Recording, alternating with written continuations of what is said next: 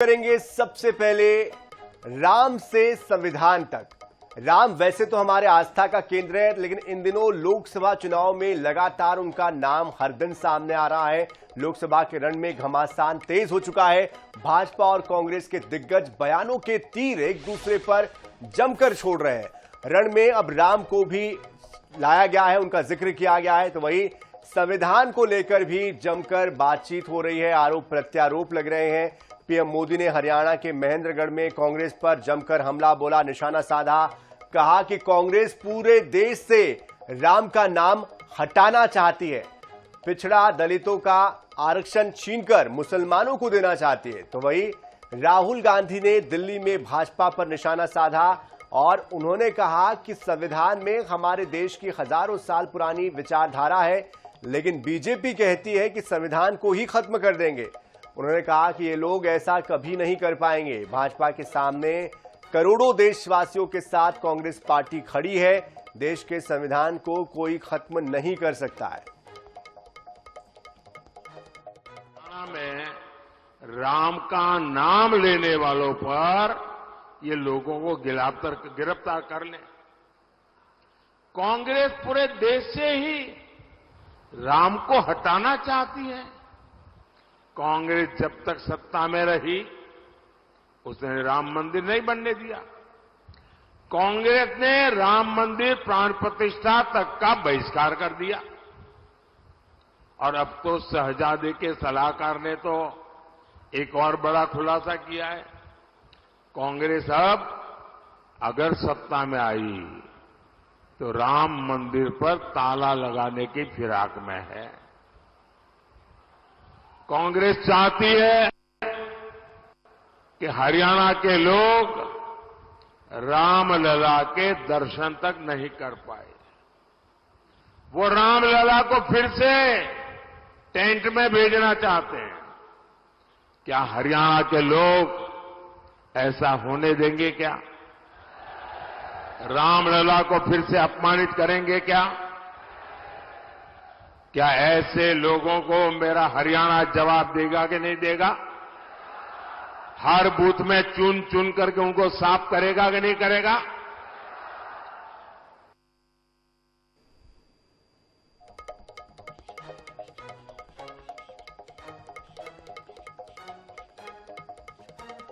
और इस बीच हमारे साथ सुरेंद्र राजपूत जी जुड़ चुके हैं, राष्ट्रीय प्रवक्ता कांग्रेस।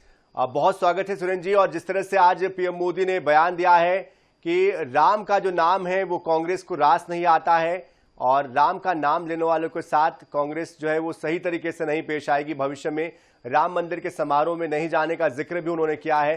क्या कहेंगे आप? राम मंदिर के समारोह में शंकराचार्य जी नहीं गए थे और चारों शंकराचार्य जी नहीं गए थे। प्रधानमंत्री कभी अपने उस बात का जिक्र नहीं करते हैं कि शंकराचार्य जी क्यों नहीं गए थे, नंबर एक। नंबर दो, प्रधानमंत्री जी की जो संगत में लोग हैं जो कांग्रेस से छोड़ करके गए हैं, उनकी पता नहीं उनकी कैसे सुन रहे हैं। या तो उनकी संगत खराब हो गई है या उनके कहीं मानसिक स्वास्थ्य की कोई दिक्कत है, मैं नहीं जानता। लेकिन मैं तो एक चीज जानता हूं, रघुपति राघव राजा राम कहने वाले कांग्रेसी, पतित पावन सीताराम कहने वाले कांग्रेसियों के ऊपर इतने ओछे, नीच और निर्लज्ज अजब आरोप लगाए जाते हैं, तो हम तो इतना ही कह सकते हैं कि ईश्वर उनको सद्बुद्धि दे, इनको ईश्वर उनका मानसिक स्वास्थ्य ठीक करे।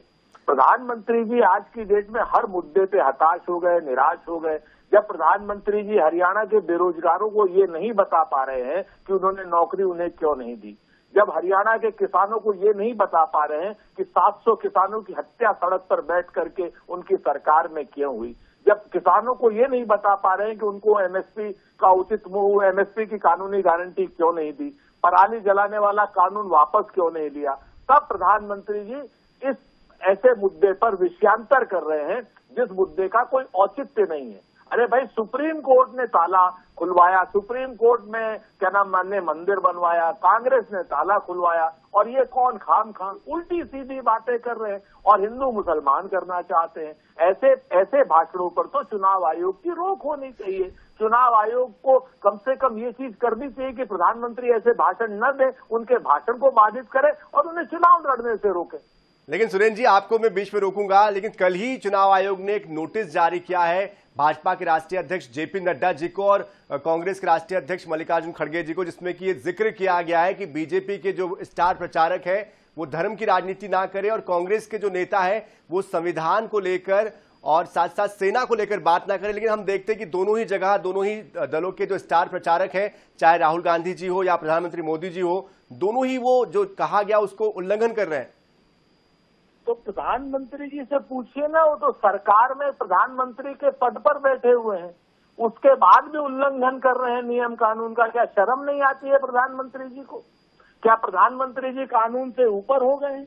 और रही बात विपक्ष की, तो विपक्ष संविधान की बात नहीं करेगा, सरकार की कमियों की बात नहीं करेगा, तो विपक्ष क्या आपके साथ मौसम वैज्ञानिक बनेगा कि भैया आज सूरज कितना हुआ, आज टेम्परेचर कितना हुआ है और प्रधानमंत्री जी की जिंदाबाद? विपक्ष तो प्रधानमंत्री की नीतियों की आलोचना करेगा, विपक्ष संविधान पर बात करेगा, विपक्ष अग्निवीर पर बात करेगा। लेकिन प्रधानमंत्री जो धर्म की राजनीति कर रहे हैं, धर्म की राजनीति का तो निषेध लगातार हमारे संविधान ने किया है। और प्रधानमंत्री जी गलत काम करे, प्रधानमंत्री जी तो सामाजिक वैमनस्य फैलाने की कोशिश कर रहे हैं। ऐसे लोगों के खिलाफ अगर कोई साधारण आदमी करे